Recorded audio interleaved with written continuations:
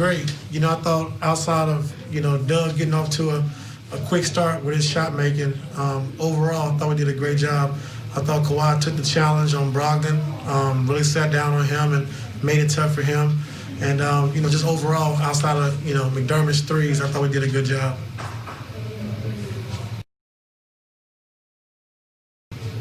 Thank you. Next question will go to Rachel Nichols. Hey, Ty. Hello. So this was a season that you talked about focusing on COVID, the ones from last week, but even the ones from the start of training camp. It cut made out, that harder? It cut out, Rachel. Sorry, no problem. I know that you've talked about team building and chemistry this season, and I was just wondering how the COVID rules, the ones last week or even the ones from the beginning of training camp, has it made it harder because you have less time in the same room and less time together, or has it made it easier because no one can leave the hotel? How has that affected that process? I hope it makes it better. Now guys got to spend more time around each other, but we've been doing a great job. And I think it starts on the court, Rachel. I think we're just sharing the basketball, playing the right way, getting other guys involved. And, you know, it's translating from off the court. I mean, from on the court to off the court. You know, guys are just a lot, you know, just happy and just, you know, like I said, playing the game the right way. So hasn't really been a big adjustment, you know what I'm saying, because we was a close-knit team anyway. It's just we didn't have a lot of time around each other. Thanks. Thank you. Next question, Miriam. Hey, Ty, congrats, man. Thank you. So you obviously you guys made a point to come out well in the third quarter last game and did that again today, but also in the first quarter. I wanted to talk to you about the start of the game and PG's dunk and what something like that, play like that does for your guys. Just sets the tone. I think, you know, PG driving, getting to the basket with that kind of dunk just sets the tone early. And, you know, they try to, you know, junk the game up. They play triangle and two, box and one, things we haven't seen all year, you know, and, you know, it was tough for us in that first half, but I thought we did a good job on Kawhi and PG, just staying patient. If they're going to double team and put two guys on them, I thought they did a good job of sharing the basketball and making plays for their teammates. Is in sync. They're doing a phenomenal job of understanding where to be. And Don, you understand this. When you're on the defensive side, you need to be a string. It's almost like the puppet master. When one string moves, the next person needs to be in the right spot, and the Clippers are doing that. Yeah, that is true, Corey, but I really feel like it's the mindset for this Clipper team. When they want to turn it up, which they decided to do in the third, they can annihilate people, and they did to the Pacers tonight when they turn up the heat on the defensive end, when they're communicating, and then they get out in transition and get easier buckets. And so you saw it, that how lethal this Clipper team can be when the mindset is right and they come out with great energy. Well, you brought up the bench a few minutes ago. How about that guy off the bench who is supposed to be a starter? Talking about Marcus Morris, who was our CarMax highlight of the night. 17 points in the first half, finished with 20. It's the first time he's had a 20-point game as a Clipper. I love the rhythm for Marcus Morris. He's very aggressive. He's picking his spots when to shoot the basketball, and he's being unselfish to help his teammates get involved. We saw a few plays of him passing the ball to Luke Kennard, who had 20 tonight.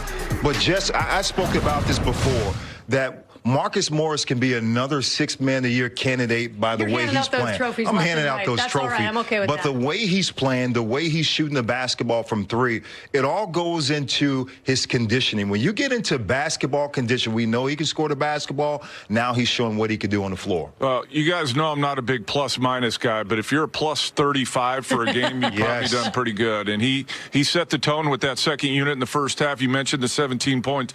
But what a weapon for Ty Lue to have a guy like Marcus Morris coming off the bench that can heat up like he did tonight.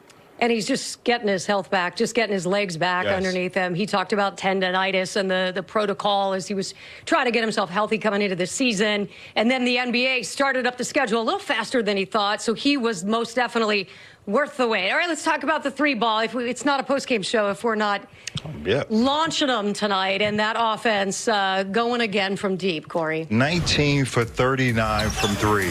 And the amazing thing about watching them shooting a three ball is not that they're making a shot. You have to be confident to make those threes. It's the way that they are doing it. They're attacking the paint. And when they're attacking the paint, their two best players suck in all the defense, and all of a sudden they have wide open shooters. They understand, Jeannie and Don, exactly where to be on the floor. Paul George drives. Right away, he understands where Patrick Beverly will be on the floor, where Kawhi will be on the floor, where Marcus Morris. And when you have that understanding, you have great chemistry. Well, the crazy part is every team they play knows it's coming, and they can't do anything about it. It seems like the Clippers every night are shooting close to 50% on a lot of attempts. So we'll see as it moves on if teams start trying different things to run them off the line. But right now, Clippers in a great groove. 4 straight games with at least 15 threes, and it's not just a Paul George. It's not just a Kawhi Leonard.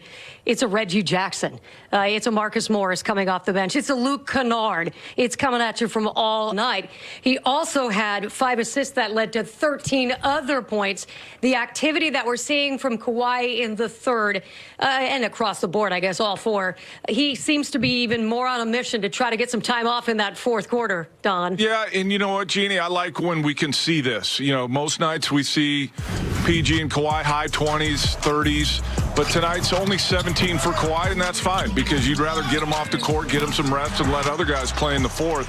But like I was saying with the Clippers team defense in the last segment, when he wants to impose his will on the game and take over, he can do it. And there's not many guys in the league that have the ability to take over games. He's one of them.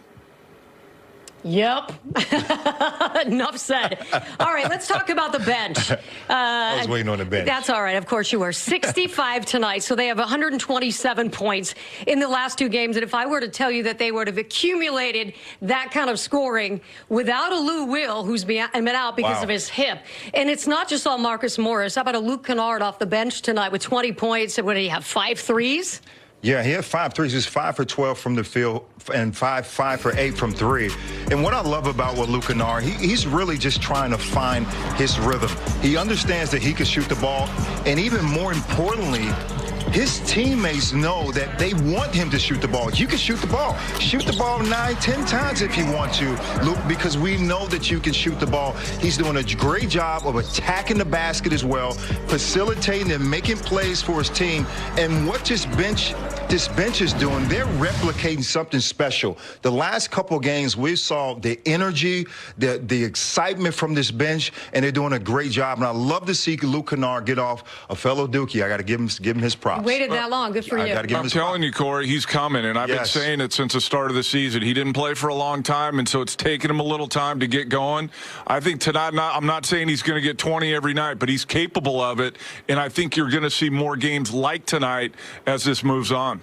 So what about the shooting, Don, is contagious? Because it feels like anybody who gets blessed, touches the scorer's table, comes in, they're launching threes and it's working. Is it confidence? Is it the system? No, it's ball movement and guys getting open. If you're making extra passes, everybody in the league can make a wide open three. You know, it's when you take contested ones with guys closing out. But the ball movement has been terrific the last 4 or 5 games, and that's why you're seeing them make all these threes. And you see the confidence from your superstars in Kawhi Leonard and Paul George. They're facilitating those plays for those guys, and the reason is because once they attack the paint, the defense will stop the basketball. You need to stop those two. They're both averaging almost 20 plus a game, and they're making those shots. They are confident in his teammates making those plays, and they're doing a great job of doing it. So much has changed in the past week. It was really this time last week that we were talking about just the changes that were needed on the bench. Ty Lue, a part of that. We're going to